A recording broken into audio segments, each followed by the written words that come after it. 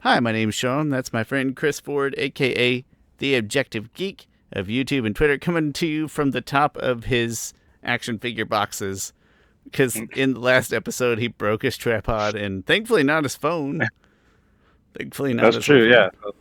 There's just a bots of Wait, a whole bunch. Oh wait, you can't see because my hand is right there. yeah, that's a tall box. That's a tall Well, box it's thing. it's it's this bots here that's just a Batmobile, Yeah? and then there's a bunch of action figure botses. Is that Batmobile new?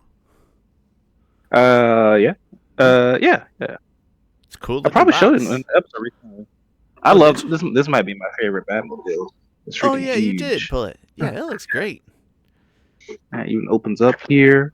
Got nice little. Yeah, this I love this thing. I It would cherish it. it would be hard not to play with it. Be hard not to play with it. I'm sure. I think I can I'm get sure your kids my feel the same. no, not so. To my dismay, my daughter is not into Batman or superheroes at all. She is into anime, so she got that from me. My Okay. oldest son, who's 8, is not into Batman at all. Almost to spite me, I feel like he has a Batman. He has a Batman pillow, and like that he uses all the time. One time I was like, "No, I'm taking you don't like Batman. I'm taking your Batman pillow from you." He was like, "No." I'm like, "Nah, you don't like Batman enough." Don't punish Uh, your children for their creative choices. I think my best case is my youngest. The other day he came running to me with the Batmobile in his hand, his little Batmobile toy. And I thought maybe you're the one. I need someone to like this stuff so I can, if I ever die, I could pass this stuff Someone to down. take up the mantle. Yeah, so that's what I mean. Cue into a dark Abed style Batman monologue. That's also a great episode of Community. Well, Chris, I hope that one of your children does take up the Batmantle. But in the meantime, I have a feeling, based on my interactions with them, that they are all definitely absorbing your taste in one area or Yeah, another. yeah. Like I said, my oldest son I didn't mention, but he's really into video games, and Yeah, and so so I think we got good. uh, Well, listen, good for your kids for forging their own path. And I don't know why it's amusing that your daughter is into anime. I don't know why it is. It just is that's the path that she has chosen. But good for society. Maybe thing is, society's gotten to a yeah, place where where it's less like it's not discouraged for young girls to be interested in anime. Good for society. yeah. Hmm. Chris, in the past 20 minutes, how have you been in between episodes when we talked about Excel math and sequel? I love doing Excel math. Oh, People me on my too. team, we have team breakers at work and stuff, and every now and then I'll be like, "Hey, I got this brain buster here," and no, it sounds like I'm making fun of other people's team, but there are some members of our team that just aren't. Math just isn't their thing. Like that's just not of the whole team that I'm on. But they're like, Chris, why you bring that math problem in here? Like I brought them that one problem we went over whatever a couple weeks ago. And Chris, why you bring this? And I plan on bringing them that Who Wants to Be a Millionaire problem to our next staff meeting. That is purposely made to break your mind. It's literally just made to make people mad. So I really appreciate that you're bringing that to your work friends. Yeah. For those who don't know the question is if you and this is a how to be a millionaire question. The question is if you had to choose a question to this answer at random, what is the percent that you will get the answer correct? The options are A, 25%, B, 0%, C, 50%, and D, 25%. So your brain might go to first, oh, 1 in 4 chance, that's 25%. And then you see, oh, 25% is option A and B. Okay, I'm sorry, A and D. Okay, well that's 2 out of 4, so it's 50%. Okay, well there is C is 50%. So is that the correct answer? Well, if that's the correct answer, then it's a 1 in 4 chance, and I would have chose that. So then you go back to 25%, and then it was just the. It's beautiful. That's what it is. It's beautiful. For the record, we all know that the right answer is that question pisses me off. That's what the correct answer is. Yeah. I like finding creative. There's something about video games. Also, I'm drawn to the same thing in video games when there's not one right answer. So I think that's part of the appeal of the most recent two, Breath of the Wild and Tears of the Kingdom, is puzzle games. As a younger person, used to turn me off because I'd be like, well, sometimes the answer is just an obscure piece of crap. But in Breath of the Wild and Tears of the Kingdom, it's like, no, there's like 10 different ways to skin that cat. You just got to find one that works.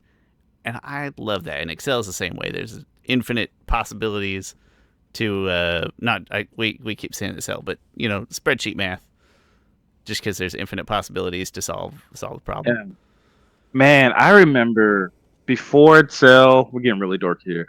Before Excel had average if. That's a big deal. Yeah.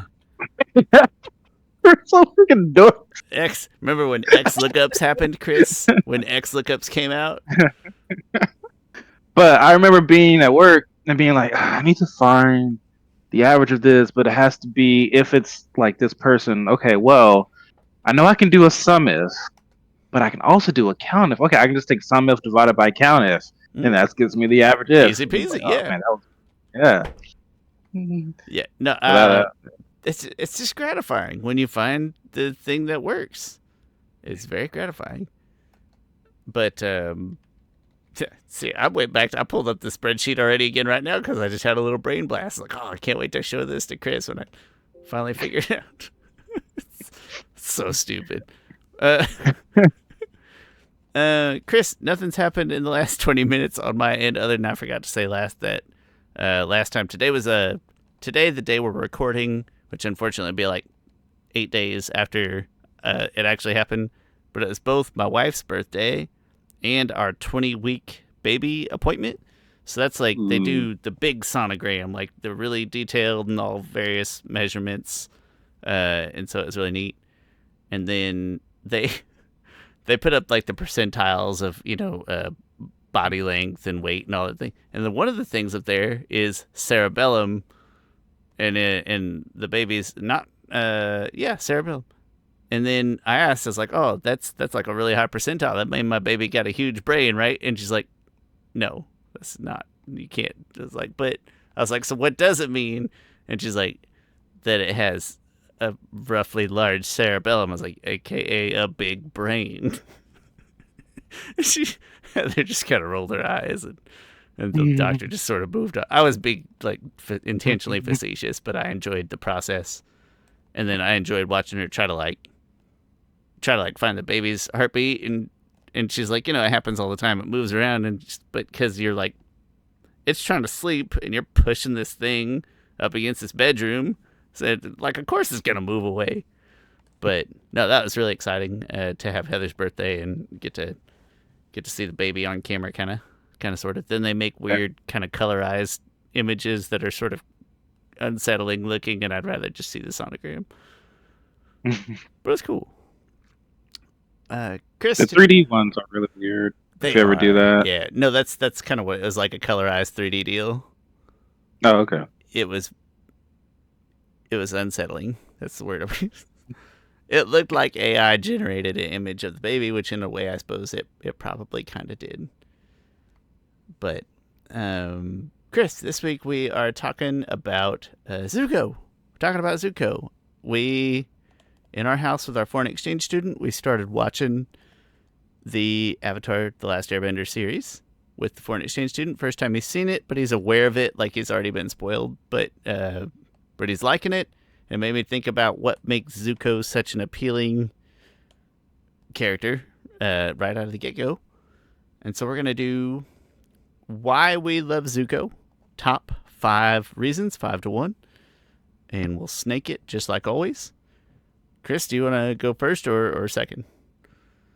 Sure, I'll go first. Let me look up my thing. I have it right here. I'm gonna keep talking until it comes right up. I gotta Going just do, first, and here it is. Okay. going first A in this number. will matter much less than the high stakes going first of Yeah. last week. Very high stakes. I'm gonna have. Yeah, yeah. Number five. I'm just gonna go with his character design. He has a really great character design, and granted, this is kind of superficial. Um, but like he has such a distinct character design, and one of the hallmarks of a great character design is like, can you just take a few aspects of it and people immediately know who that character is, right? Like if I just had a blank face and I just put his scar on it, people, oh, that's Zuko. And if you don't know that, then I could put a ponytail and be like, oh, that's Zuko. Um, Well, if you don't know that, you just like are totally unfamiliar. yeah. Really great character design, and his character design changes over time. Like he goes from the ponytail to having just the buzz cut, to having the short hair, to having a slightly longer hair. Sometimes in season one, like when he takes his shirt off, he's like much more muscular. And then in season three, he takes his shirt off, he's much more bonier, just to show one his.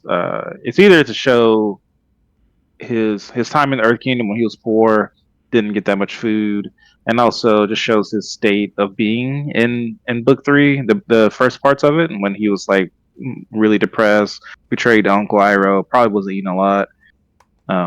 So his character design, just in general, is really great. Especially book one, I love that character design probably the most. And in book three, Zuko he has a great character design there too, but book one character design I think is really top notch. Nice, Chris. I described it differently. I wrote appearance, and then in parentheses I wrote drip. He got all That that drip. No, and then my everything that you said, but then I also just put like again right at kind of thinking right out of the gate. Uh, his armor's cool. He's like fit and driven. His cool scar like immediately gives away that there's going to be more to his backstory. Like everything about his appearance just feels very his fighting style. It just feels extremely intentional, and it all yeah. accomplishes exactly what it's supposed to. Like you see the armor, you're scared. You see the fitness, and you understand that he's motivated. You see the scar, there's more to it. It all works. It all does what it's supposed to do. So, same, yeah, same. Number 4, I put that he behaves at least somewhat like a real teenager, in the sense that I don't know how to say this nicely, and I'm not trying to offend teenager, but his approach initially is narrow, and then he grows. Though he grows, right? Like his what do you call it? Like hyperfixation, one day, Mhm. and then he matures and gets past that. And apologies if you're a teenager and I've upset you in any way. That's not my intention. But it makes him feel like his character behaves and acts his age. So the same way that even when Aang does things that piss us off, and we have to remind ourselves that, oh yeah, he is a child. Zuko, same thing. They designed these characters to be those characters' age to some degree, and they did a nice job, especially on Zuko. Yeah, that's really good. Uh, no, that's not one of my points. But it's a really good point. He is he's a realistic angsty teen, and honestly, I feel like my daughter's getting more angsty every now and then. Like the other day, I just did something that like a couple years ago. I was just goofing off, and I might have been just yelling, not yelling, just like acting like a robot or something, just going beep, beep, beep around the house or something. She's like, "Stop!" I was like, "What?" Oh, then I wanted to give her a hug, and then Oh, she was like, "No, I want to hug you right now." I'm like, "What the heck? What this?" oh, ow, ouch. I just feel like she's becoming a little bit more of a. She's still great. Don't want to make, but she's. But I and hey, maybe she's on space sometimes. Like, I whatever. literally just watched Inside Out 2 today, which feels Great appropriate. film. Was I'm not a big fan of the first Inside Out. I thought it was okay, a little emotionally manipulative, but I really like the second one. I I appreciate them both. I hate them both. Watching today gave me anxiety. Like I got up and left. I was like, I can't watch. This is making me feel horrible feelings. I don't want to feel right now, and so I left. Uh, and I appreciate them both, and they're pretty intelligently designed films. But I don't care to see either one ever again. But anyway, that feels like an appropriate anecdote for you right now. Oh yeah. Oh, and I saw it when I took the kids to go see it, and it was really interesting seeing it with my daughter, who's like Riley's age and stuff. Like just certain things were just so relatable. Yep, yep. Uh, Oh, I was doing my number four. yeah, you go ahead. My number four is voice acting. Shout out to Dante Bosco. Really great voice actor, and he does a really great job as Zuko. Like you hear him. He has a great range from going from like angry Zuko to being a more remorseful Zuko. Like and anytime I think about the voice acting of Zuko, I always go back and think about the moment where Zuko reunites with Iroh, and he sits outside, and Iroh finally wakes up, and you can just hear the hesitancy in Zuko's voice and the remorsefulness of like, Uncle, I know, like just like that's how you act when like you got so much emotion. Like sometimes you get a frog in your throat when you get very emotional sometimes. And Dante Bosco did an amazing job in that point in time. Does a great job throughout the whole series, but that's just one moment. I'm like, oh man, that's some great voice acting there. So yeah, Uh, so my number fantastic. four is Dante Bosco's voice acting. Fantastic. Hit me with your number three. Oh yeah, that's right. Number three, his character traits. Like, yes, one of the interesting things about Zuko is that he starts off kind of just being like purely angry. And that's kind of just what he is, because that's before you kind of learn about him. But then even he's like angry, but also he's dramatic in a sense. Yeah, not Like not in a sense, mate. He's a dramatic person at the beginning. yeah. Like even when he's like yelling at the light, and he's like, "You never held back before." Like, man, you're so dramatic. Yeah, Like just you have reason to be dramatic, but there are just so many moments of like him just being dramatic. Like when uh when he's going back to the Fire Nation on the ship and stuff, and May comes up to him, gives him a kiss, and says like, "Oh, what are you doing out here?" or something. He's like, what does he say? He's just like he just goes through his whole backstory of like it's when something. my father left me It's something and something like that. douchey. Yeah, and then May is like, "Geez, I just asked you how you were feeling. I wasn't asking you your whole backstory." And like, he's just kind of a dramatic kid. Um, Also, I like that he's like a little bit awkward because he wasn't raised around people. I don't. He does. He often doesn't have like normal people social cues and stuff like that. Um, so that's another interesting trait.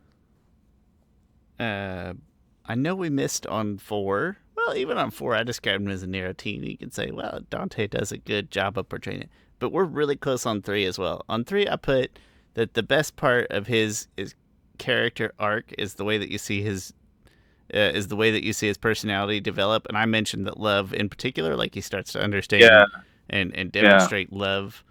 And I just noted that like it's easiest to see it with Iroh, but you can see the way that he develops like different types of love for different characters throughout. So mhm, when we talk about character art, we're talking about more things than just that. But that to me is the best part of his character is you see him start to exercise different types of love toward different people and break off things that aren't real love. But just to understand love in a number of different ways. And Iroh's just like his gateway drug to learning to love, even to yeah, love himself. So five yeah. and three, I feel like we hit really close on. My number two, my number two will probably be different. My number two, I put that I love that he is great with swords because if you were a bender, it would be so easy to just be a bender, right? But he uses swords, he uses physical martial arts that are at least slightly separated from his bending, right? They may be adjacent, but they're separated. And I think that's a great testament to his character. It's like, yeah, he's not bending blue fire right away, but he's balanced, he's diversified his portfolio. And I think that makes him appealing, and I think that's one of the triggers for us to appreciate the depth of his character more than more than the other baddies that ultimately remain baddies. But also, I just really Yeah, like swords. that's a good point. I love that we made this list separately because it really gives us the opportunity to widen out and branch out and stuff. But that's not the case here because number two was swords for me. Like I was like, holy crap! What the, like it's that's so funny that we This both list is had. closer than our shitty rankings in the last video. Yeah, his swords. Like dual swords is freaking cool, and like he's really great Yeah. at it. Like he's not like that is a skill that he has. Like if he was not a bender, he would still be a formidable fighter and stuff. And you throw on a Uh, cool mask and a black suit, and you still like that. That's just face value, awesome, just by itself. yeah, yeah, yeah, definitely. And then just the again the dramatic, like when he's teaching that little boy about the swords. Mm? Don't consider them one; they're two halves. So like the more I'm thinking about it, Zuko, the They're dramatic not stuff made me weapons; laugh. they're Like, extensions of your body. yeah, yeah. Um, but yeah, swords are freaking awesome. You Mm? cannot love the swords. That's when I pitched this show to Giovanni. I was like, "It's got dragons, it's got swords." That's my two big pitches right there. It's pretty big to me.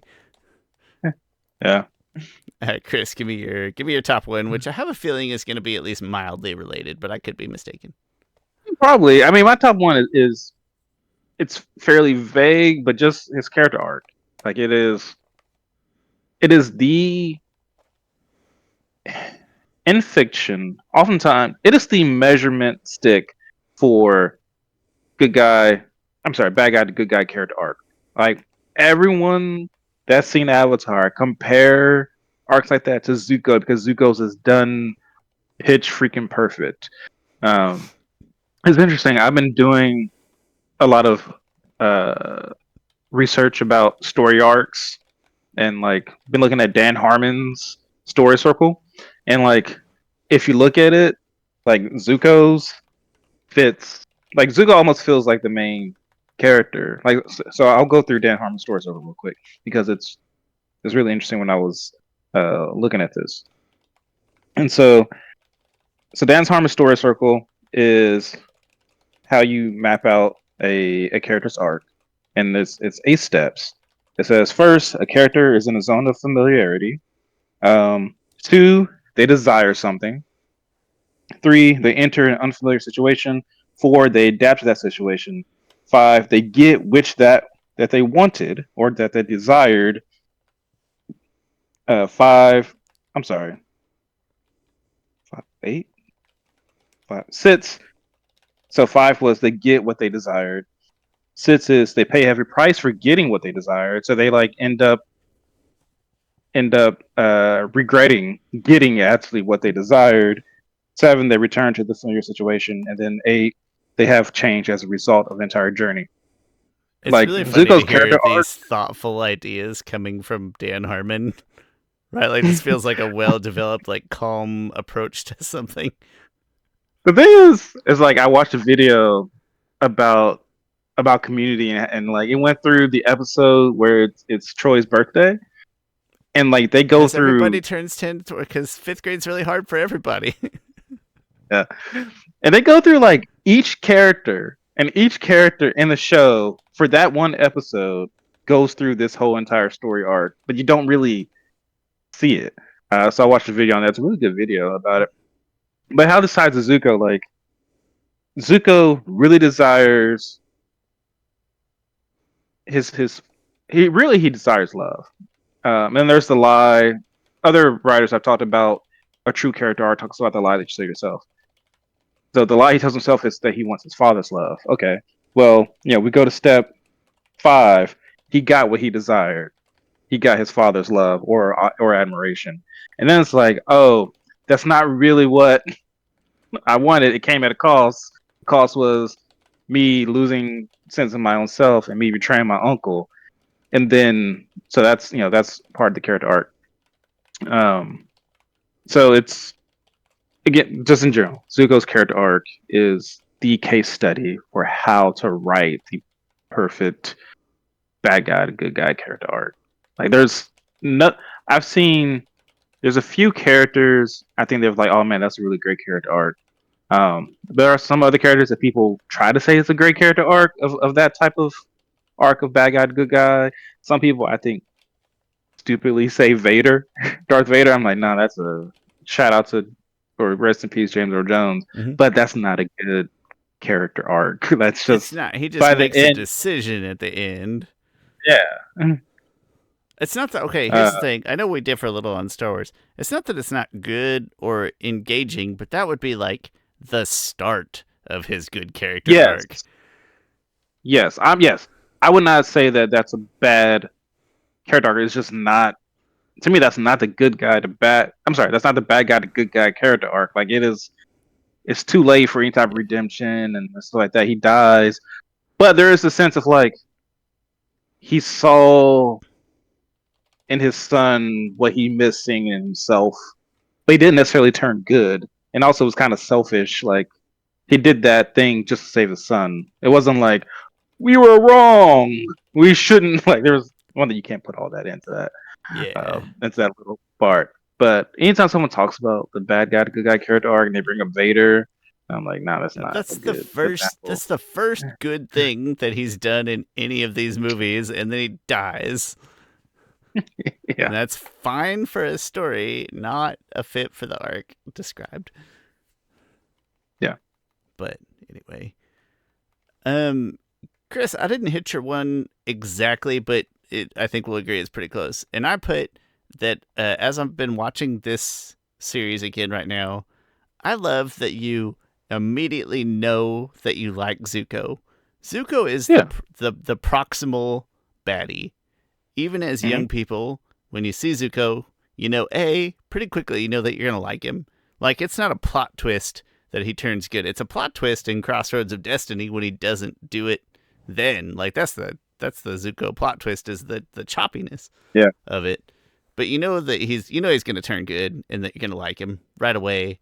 Even though he is the clear and present baddie. And then even like Zhao kind of is, but number 2 is that like you already know that Zhao's a clown. That guy's going nowhere. You're not scared by him. For the fact that he makes it into the finale of season 1 is almost a surprise, because you just think of him as a side character clown. But you just know right away that you're supporting and rooting for Zuko, and then that makes the completeness of his arc very satisfying, but B, also, again, just going back to the choppy, they still keep you on the hook the whole time. You know you're going to root for him, but he's still a bad guy. He's still trying to kill the Avatar. He still screws up and messes up and makes you want to like wring his stupid Zuko neck sometimes, right? They keep you on the hook with the Zuko character the entirety of the show, and I think that's probably one of the show's best elements. I've said before and I'll say it again. When you start as like the lowest piece of crap little bastard, that maybe the character arc, I may not think quite as much of it as you do. I would argue that maybe even Iroh's character arc could be better. But it is engaging from beginning to end. It's extremely well constructed, absolutely start to finish, and you just it's impressive that you know you're gonna like this bad guy right out of the gate, and it follows through, and it's still gratifying, but it's still surprising. It's I can't think of another show off the top of my head with another character quite like that. at least it's not a comedy or like a yeah. At least it's not like a comedy where the bad guy's there for comedic purposes or whatever. Like I can't think of another show that takes a narrative seriously that has a similar character. There probably is one. I'm not very renowned. I'm not very educated in film or television world. But that's my number one. He's lovable right out of the gate. Even when you hate him, you still love him. That's great. Man, Azula's the exact opposite. Yeah, As soon as Azula gets off the ship, you're like, no, that's the real bad guy right there. That's the that is true. That's funny. Yeah, yeah, yeah. Yeah. Zhao never feels like we're building up the Zhao, or like he's in game yeah. at all at any point. Even though, yeah, you do make a point of like, hey, he got to imagine if Zhao made it all the way. Like he was a figure in the story all the way to the end. That would have been like, listen, you guys kill off this character. He's Can we? dead weight. Can you please just stab this guy? Somebody, anybody? You can use a Yeah. special moon knife if you want to. That's fine. You know what, Shawn? I was gonna say that, but I decided not to. He My brain went straight there. Zhao is. There's something about that live action guy that just plays Zhao that I really, and I still haven't quite been able to figure it out. There's just something about the guy's character portrayal of Zhao as like, yeah, he's Fire Nation, but he's a little weird, and wonky, and he's different because he's essentially isolated. And I don't know why that guy pulls off that character really well. It's That's such a different portrayal, it but is. still a portrayal. I don't know which one I like I was just asking more. myself that is which is better. Because he is really good. It's interesting because it's a different dynamic with Zuko. Because in the animated series, it feels like they are combative, like they are both vying for the same thing. And the Zhao in the live action, it doesn't seem like it. Like, but he's still It's like, more bureaucratic in the live action, which is maybe a little less interesting.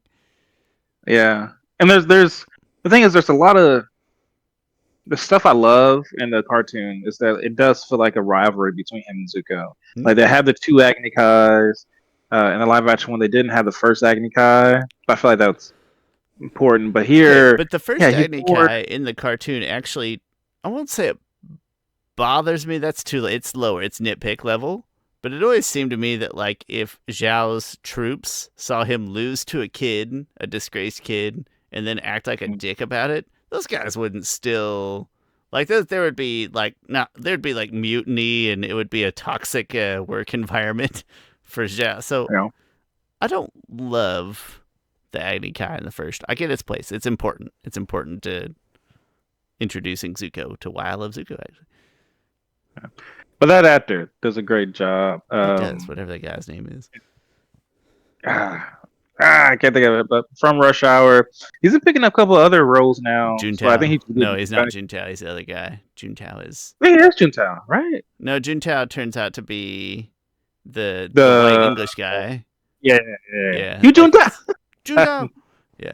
God, those are not great movies, but I think they're great movies. No, they're great. They're great. Rush One, Hour 1, I'm gonna say it's great. I don't remember 2 and 3 as much. two. I okay. I also love two. I put two almost in the same spot as three. Three, there's a big drop off, in my opinion. But two, I put almost as high as one. It's fantastic. They casino and what is it? Printing. I can't think of the word right. It's getting late. Counterfeit money printing, and they think they're working for the FBI, but actually the FBI is just trying to get them out of the way because they're stupid, and then they end up solving it anyway. Uh, they're both funny. I love them. I love them more than I probably should. And I'm sure that guy Oh has. no, yeah, I'm sure that guy has a name that guy- that's not Juntao. yeah. But also he does a great subtle comedic performance that is also really good. That Zhao had zero of that in the animated Yeah. series, but the actor brought that. And I almost feel like the actor made it creative. To me, that wasn't something the director was like, "Oh yeah, I want to make him slightly more comedic." I feel like this was the actor being like, you know what, I think I want to portray it this way because that doesn't seem like something that would be on the page. Hmm? I wanna imagine that he walked into his casting, his audition with that, right? Like other guys portrayed Yeah. more of a Zhao that we know, and he walked in just with that little bit of, again, it's like I'm Fire Nation, but I'm on the periphery, right? I'm not bound to, like, I wasn't raised in like highfalutin Fire Nation soldier life. Like, nope, I'm kind of my own entity out here, just wearing the clothes, acting weird, and they saw that in casting, like, actually, yeah, that pretty much fits. Let's go. That actor is very engaging. I love the job that he did in the live action. No offense to Lucius Malfoy, who also did a great job at being an abhorrent It is. douchebag in the animated series. I'm sure that guy also has a name that's not Lucius Malfoy. I feel like I should be. I usually remember his name, and I can't remember it right now. I'm surprised you can't remember It's it. late and I'm horrible at names. Yeah. That being said, Chris, I think it's time to call it. Thanks for watching Avatar: The Last Podcasters. My name's Shawn Taylor. That's my friend Chris Ford, aka the Objective Geek of YouTube and His Twitch name is fame. Ken Leung, or His name is Ken Lee Young. Ken Lee Young, who Ken Lee plays Young. Zhao. Yes. He, the guy who wields the magic moon knife, and everything I don't like about live action Zhao is all plot related and not Zhao related, not Zhao character. It's all bad plot. Thanks for watching this episode of Avatar: The Last Podcasters. If you can leave us subscriptions, likes, thumbs ups, comments, ring bells, leave positive reviews, Jason whatever form Isaac. of interaction. What'd you say? Jason Isaacs. Oh, is Lucius Yeah. slash animated Zhao. I got you. And that's all we have now. Tune in next time to talk about something. We'll see you then.